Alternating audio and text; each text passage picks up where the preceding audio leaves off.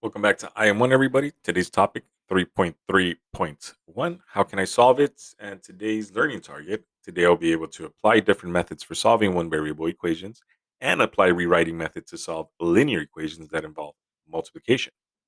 So, again, in the previous unit, you guys pretty much learned how to use the area model to multiply out binomials, right? So, you've already solved a variety of equations in this course, and in this lesson, right, we're going to be looking at equations in different ways.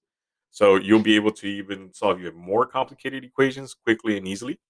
And then these new approaches will also allow you to solve new kinds of equations you have not studied before. And as you solve equations in today's lessons, ask your teammates, or just think about these questions, right? Because there's no teammates. How can we see it? And is there any other way, right? So let's look at problem 30107. So review what you learned pretty much in lesson 3.32 3. By multiplying each expression below, first decide whether you multiply each expression using the derivative property or using an area model. So if you guys are looking at part A, so you want to decide whether you're looking at the area model or the derivative property. What do you guys think? Is it the area model or derivative properties for the first one right there? Use the pen.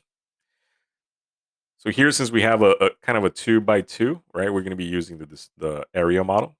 All right.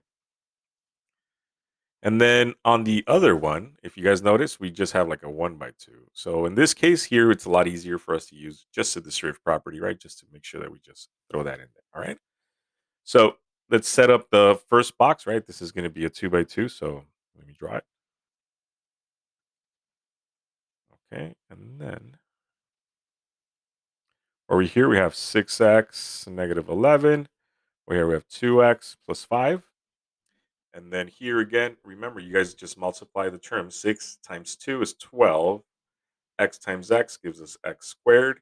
And then 6 times 5 gives us positive 30, right? And then x times just 1 again is just x, right? And then 2x times negative 11 gives us negative 22x. And then negative 11 times positive 55. A negative times a positive is a negative again. And this would be just negative 55. All right. And again, here we want to make sure that we combine our like terms. So, which would be just these two right here. So right now we're looking at 12x squared, and then 30x minus 22x gives us positive 8x, and then minus 55. All right. So pretty much we're rewriting a product as a sum, right? And that's pretty much one of the things that you guys did in the previous lessons. Okay.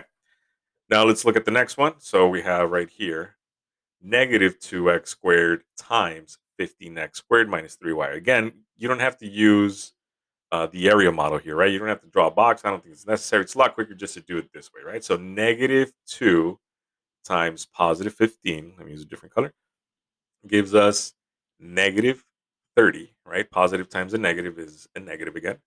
And then x squared times x squared, right? So x squared times x squared.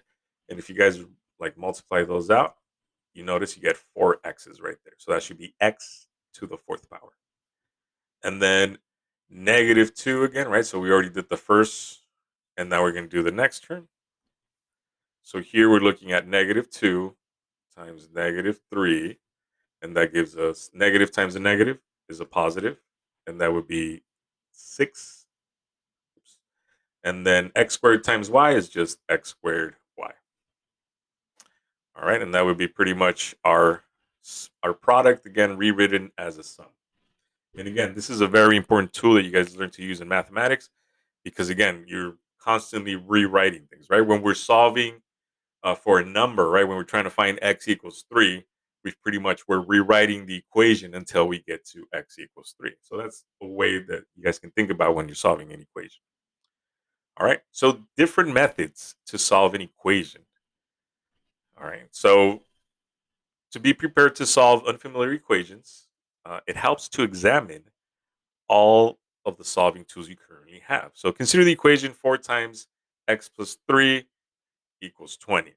So our task is going to be pretty much to first rewrite it, right? So David wants to solve for x in the equation 4 times x plus 3 equals 20. He said, I can rewrite this equation by distributing the 4 on the left side. after distributing, what should his new equation be? And then solve this equation using David's method. All right. So we're going to solve by rewriting, and then rewriting again, meaning we're going to be using the distributive property. So let me 4 times x plus 3, and then equals 20.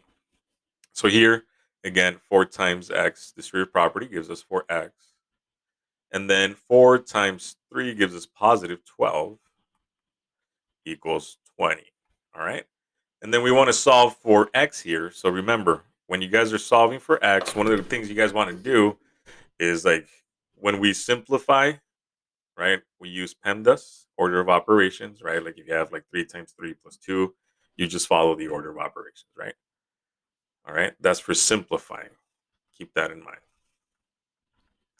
All right. And then we use pretty much PEMDAS, but backwards, right? I call it SATMAP to solve. All right. And then you want to, if you want to solve for this variable, so the first thing you want to look for is anything that's either adding or subtracting to that quantity right there. In this case, it's positive 12.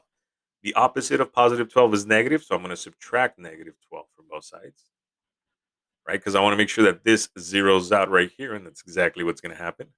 And that leaves us with 4x equals 20 minus 8 minus 12 is positive 8. And then 4 times x. Remember, when you guys see a variable and a constant together, you're multiplying. And that would be the next step right there, either multiplication or division. So in this case, if we're multiplying, the opposite of multiplying is dividing. So that would be divide both sides by 4. And we get x equals positive 2. All right.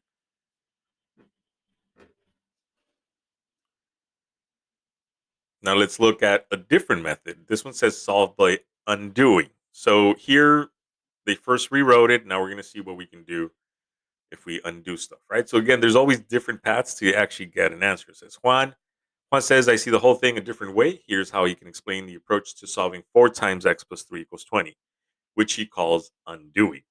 Instead of distributing first, I want to eliminate the 4 from the left side by undoing the multiplication. What can Juan do to both sides of the equation to remove the 4, and why does it work? So again, we're starting off with the same equation. So 4x plus 4 times x plus 3 equals 20.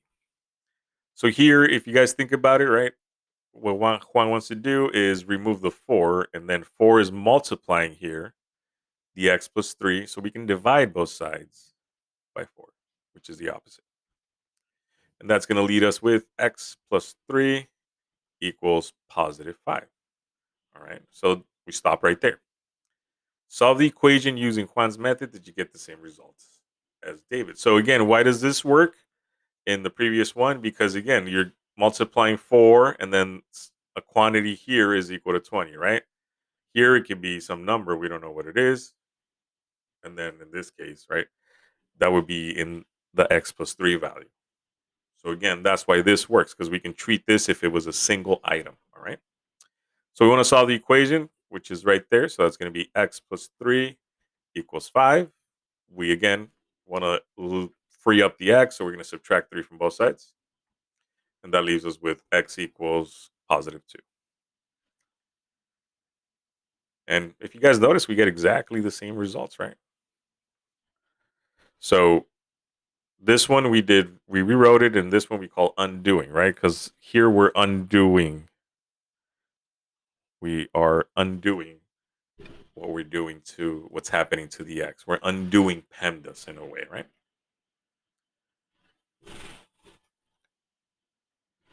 So we can say we are undoing the order of operations.